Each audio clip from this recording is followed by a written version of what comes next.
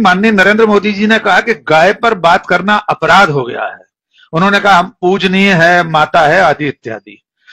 मैं आपको अतीत में ले जाना चाहता हूं थोड़ा सा, क्योंकि प्रधानमंत्री भी सदियों पहले ले जाते हैं, तो ईसा पूर्व सिकंदर तक चले जाते हैं मोदी जी, योगी जी। तो मेरी भी जिम्मेदारी है कि मैं 1930 में ले जाऊं।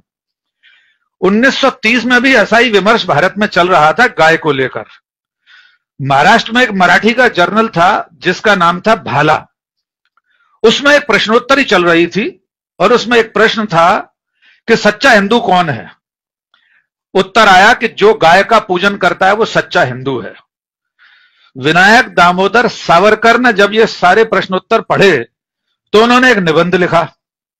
वे ही सावरकर जो इस संघ परिवार के, नरेंद्र मोदी के, योगी जी के नए महानायक हैं। नए मैं इसलिए कह रहा हूं कि आज से 20-25 साल पहले तक संघ भी चिमटे से भी सावरकर को हाथ लगाने को तैयार नहीं था, और अब राष्ट्रपिता महात्मा गांधी को रिप्लेस करके सावरकर को स्थापित करने पर जुटे हैं।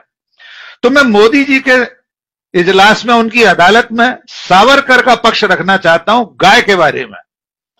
सावरकर ने उस भाला जो मराठी जर्नल था उसके प्रश्नोत्तर के आधार पर फिर अपनी एक मीमांसा लिखी, एक निबंध लिखा जिसका शीर्षक था विज्ञान-निष्ठ निबंध। और यह बाकायदा सावरकर की किताब है जिसे स्वतंत्र वीर सावरकर स्मारक समिति महाराष्ट्र की जो थी, मुंबई की, उसने किताब के रूप में से छापा।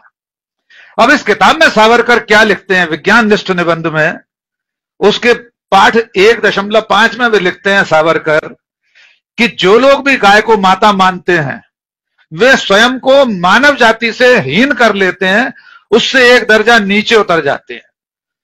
विनायक दामोदर सावरकर स्पष्ट लिखते हैं गाय एक पशु है जो पूरी तरह से बुद्धिहीन है, उसमें इतना विवेक नहीं है कि वो अपने ही मल में लोटी रहती है, यानी अपने गोबर में। ये सावरकर के शब्द हैं, कोट अनकोट, डॉक्टर राकेश पाठक नहीं कह रहे। 1930 में सावरकर लिख रहे हैं। इस लेख में सावरकर ने यह भी लिखा है कि जो मुगल आक्रांताओं के समय पराजय हुई है वो इसलिए हुई है कि गायों की रक्षा में लगे रहने वाले लोग उस युद्ध कौशल को भूल गए थे। बहुत लंबा लेख है और उन्होंने बहुत खिल्ली उड़ाई है, यहां तक कि उसमें ब्राह्मणों को भी कोसा है सावरकर ने कि ये जो जब देश को बचाने की जरूरत थी तब उन्होंने कहा है कि देश को बचाने की जरूरत के समय, किसी दुर्ग की रक्षा के समय, किसी किले की रक्षा के समय अगर गाय का बलिदान देना अनिवार्य हो, जरूरी हो, तो दे देना चाहिए। सेना के पास अगर खाने के लिए कुछ ना हो तो गाय को मारकर खाया जा सकता है, यह लिखा है।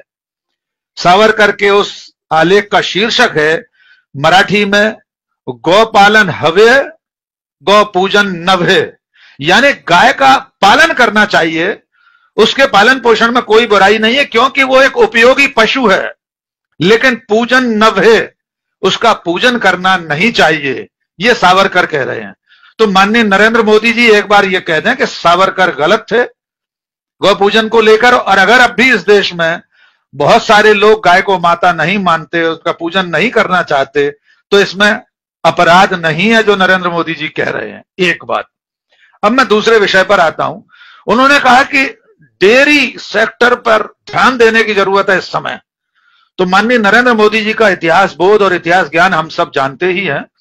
वे गोवा में पुर्तगालियों की मौजूदगी के समय पूरे देश को मुगलों से शासित बता देते हैं, जबकि मुगल 26 साल बाद आए थे। 1510 में पुर्तगाली गोवा में आ गए थे, 16 साल बाद उसके 1526 में मुगल भारत आए। खैर, तो उन्हें यह भी बताना जरूरी है कि जिस डेयरी सेक्टर की चिंता आज वे कर रहे हैं, इसकी चिंता भारत में बहुत पहले कर ली गई थी। 13 जनवरी 1970 को ऑपरेशन फ्लड शुरू हुआ था, जिसे हम दुग्ध क्रांति और श्वेत क्रांति के रूप में जानते हैं। वर्गीज कुरियन का नाम भी जानते होंगे नरेंद्र मोदी जी। और ये ऑपरेशन फ्लड 1970 की 13 जनवरी को शुरू होकर 1996 में खत्म हो चुका है, और उसी ऑपरेशन फ्लड का परिणाम है कि भारत दुनिया का सिरमौर है दुग्ध उत्पादन में, और भगवान की कृपा से माननीय नरेंद्र मोदी जी का उसमें कोई योगदान नहीं है। तीसरी बात कि जो गौ मांस के व्यापारी हैं, कारोबारी हैं, उनके बारे में भी मालूम होना चाहिए नरेंद्र मोदी जी को कि देश इनके ही कार्यकाल में, अभी आंकड़ा भी दिया दिनेश जी ने और अमलेंदु जी ने, कि 2014 के बाद से अब तक भारत गौमांस के सबसे बड़े निर्यातकों में पहले और दूसरे नंबर पर पहुंच चुका है।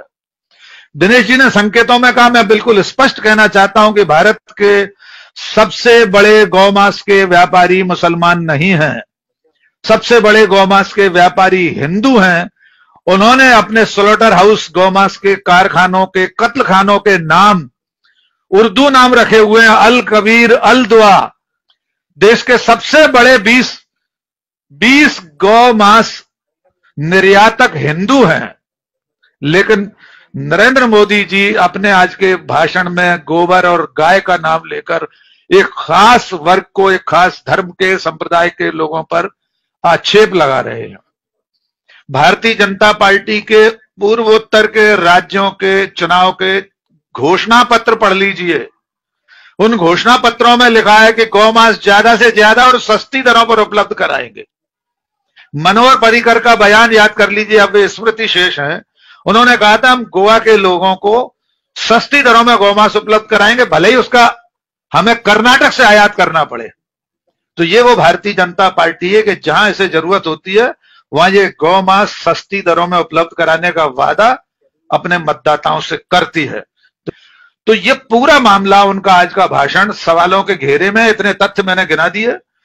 इसके पीछे राजनीति और रणनीति सिर्फ इतनी है कि इसके जरिए वो जो हिंदू सेंटीमेंट है, हिंदू जो वोटर है, उसके दिमाग को एक बार फिर से उसको हरियाने की कोशिश है, उसको हरा भरा करके उसके वोटों को मशीनों तक लाने की पहलकदमी है सिर्फ, राजीव जी।